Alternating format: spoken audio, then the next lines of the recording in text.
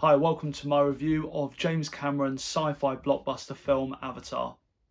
So the story here is set a long way in the future where humans have basically run out of resources that are left on Earth and have gone venturing out into space and have come across this planet which is home to this very valuable material that they wish to mine.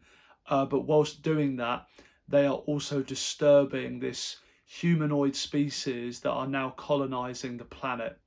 And we follow Sam Worthington's character of Jake, who is brought along to this planet to basically control through virtual reality technology these genetically engineered avatars as a way to infiltrate these native tribes and get information on how this group can get in and mine these materials. So this was actually a first time watch for me. I remember all of the hype around Avatar when this was released in 2009.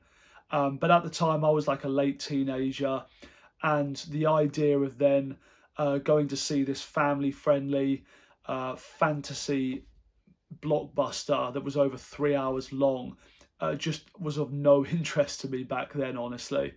And after that, hearing all of the criticism about how the film was sort of style over substance and was basically just a way to show off all of these breakthroughs in visual effects, I never really had that craving to go back and watch it. But all these years later now, I've seen pretty much all of James Cameron's films now. And he's now one of my favourite directors of all time. I more or less love everything that he's ever released. And with the release of Avatar 2 coming out this weekend, I thought it was finally time to sit down and give Avatar a proper watch. So now, having finally seen it, what I will say is, despite hearing all of the criticism about it having a very familiar and formulaic plot, lifting a lot of things that came from movies long before Avatar, despite all that, I think this was a pretty damn impressive movie, and I really did get a lot of enjoyment out of watching this. So obviously the one thing that Avatar is universally praised for is all of the visual effects work that has gone on here. And from that aspect, the film is an absolute masterpiece. This world that James Cameron has created of Pandora, it is visually so stunning. And all of the mocap effects they've used on the Na'vi characters, how vivid all the scenery is, everything looks unbelievably impressive. And just watching this, because of how good it is, it really does make for such an immersive experience. And I really do wish now that I'd had the chance to go and see this on the big screen, because even watching it on my small TV, I was still blown away by it. I imagine seeing this in an IMAX or something like this must have been pretty special.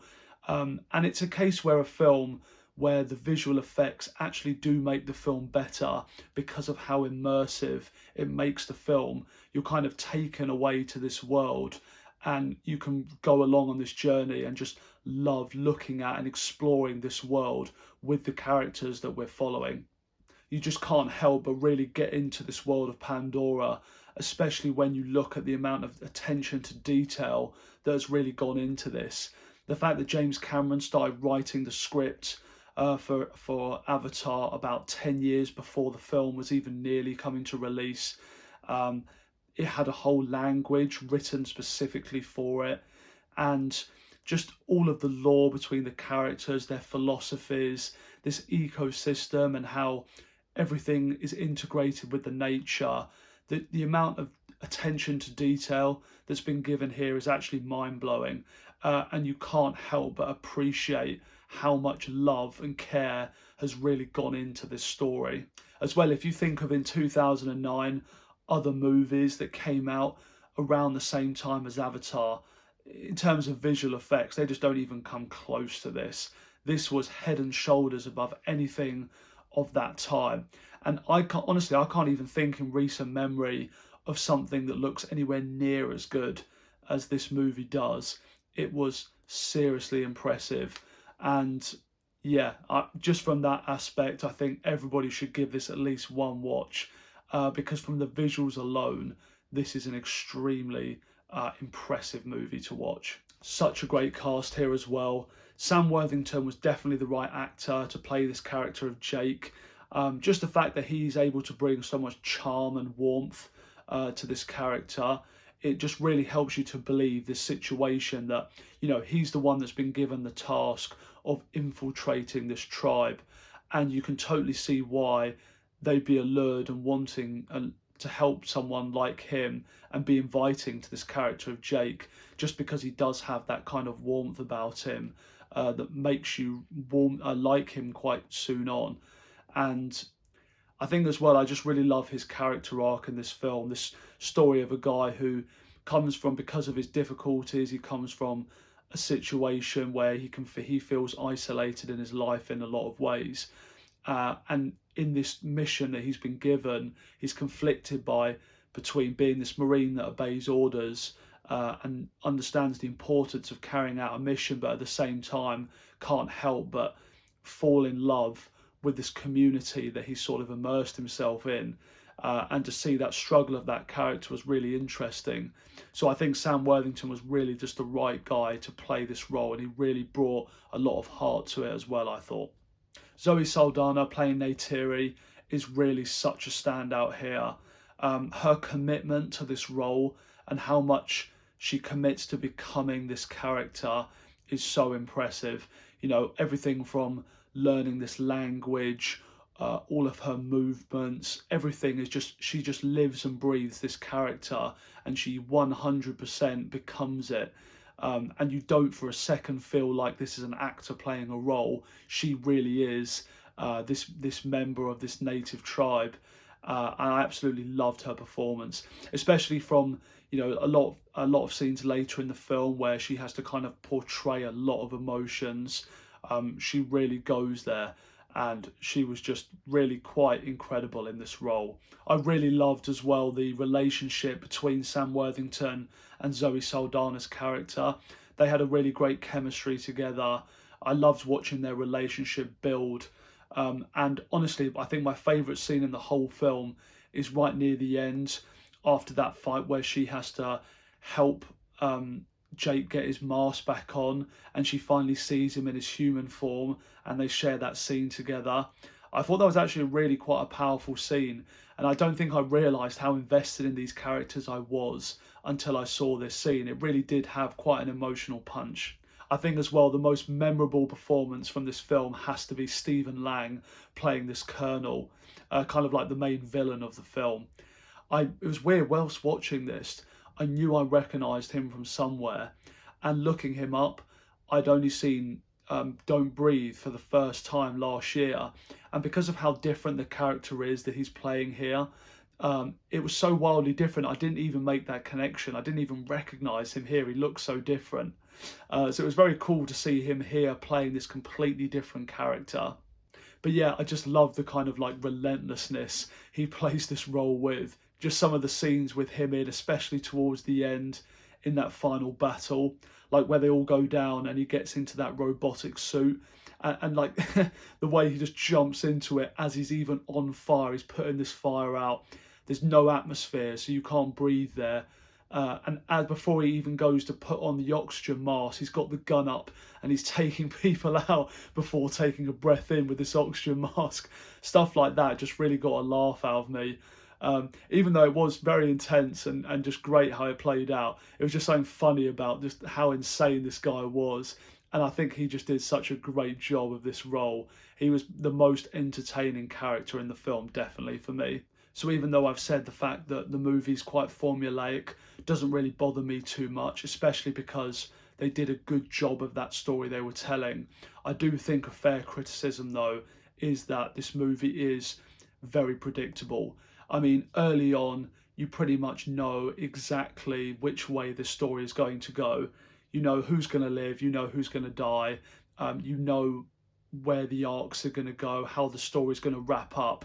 And I do understand it was, it's mostly a family film. It was designed for all ages, so they obviously wanted to go the safe route and not do anything too out there or take too many risks, which I guess is understandable. But for me, I prefer when movies do take a few more risks, and I feel like the plot here and the story developments were very predictable.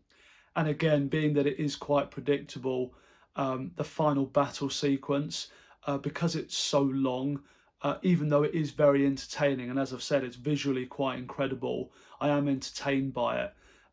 But because because you know how it's going to conclude, you can start to feel that running time a little bit. You know, it's already a 3-hour movie, and this final battle sequence is a good half an hour. And even though visually it's impressive, when you kind of know there's not going to be any surprises throughout it, I feel like you can start to feel that time dragging just a little bit. I don't mean to be too harsh on it for that, because I was still really entertained by it.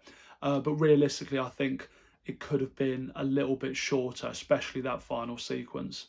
There was a few cookie cutter characters in here as well, that maybe weren't the best. You know, like, I know James Cameron is very passionate about his environmental activism and stuff like that, and you can see that was really the motivations for him making this film. But obviously in this, you've got, you know, all the evil human characters, you've got the corporate type who only cares about taking and doesn't care what he tears down in his path, and all of that stuff can feel a little bit heavy-handed at times and like caricatures to some extent.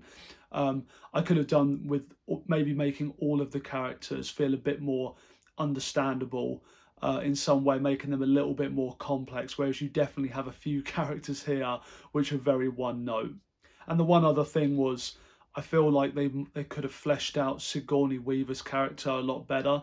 I found myself halfway through, when I realised she was also part of this community, I couldn't really remember how she'd integrated herself into it. So at the end, with all the conclusions of her character, it seemed like she was a really big part of this community, yet I couldn't really remember how she became such a big part of it. It felt like a lot of her character story was kind of missing here, and wasn't properly fleshed out. I did read afterwards that there was an extended cut that did include more scenes of her and her involvement with this tribe, which maybe would have kind of explained that. But I did kind of, even though, you know, Sigourney Weaver's a great actress, she's entertaining and a really good character while she's on the screen, but I just felt like how her character begins and who she is at the end, I didn't feel like I got to see that entire journey. It did feel like there were pieces missing there. So maybe if I saw the extended cut, I would have a different opinion on this, but just watching this theatrical cut, it did feel like there were certain parts of her plot that were missing from this version of the film. So overall, I'm really happy that I've now finally seen Avatar. I actually really enjoyed this movie, honestly. It's actually got me quite excited to see the second one coming out at the weekend now. I like this a lot more than I thought I was going to. So I do think for anyone that's like me that hasn't seen Avatar before, was put off by similar things to what I was, you know, if you're willing to put aside a full evening, you know, put 3 hours aside and really invest yourself into this world and immerse yourself in the story, I think there's actually quite a lot to get out of this film. You know, it's got a good story, it's got good characters, and again, visually, it's just an incredible piece of filmmaking. So I would definitely recommend Avatar. So I'm going to give this a 4 out of 5 rating. So thank you very much for watching my review of Avatar. I'm going to release another review on next week when I've finally seen this new Avatar coming out. And then hopefully at the end of next week, I'm going to be doing a full James Cameron film ranking. Every film that he's ever released over the years, I want to do a full film ranking and discuss all of his movies, because he is such a great director, and I thought this would be a good opportunity to talk about all of his movies. Please like and subscribe if you've enjoyed my video, and I'll see you next time.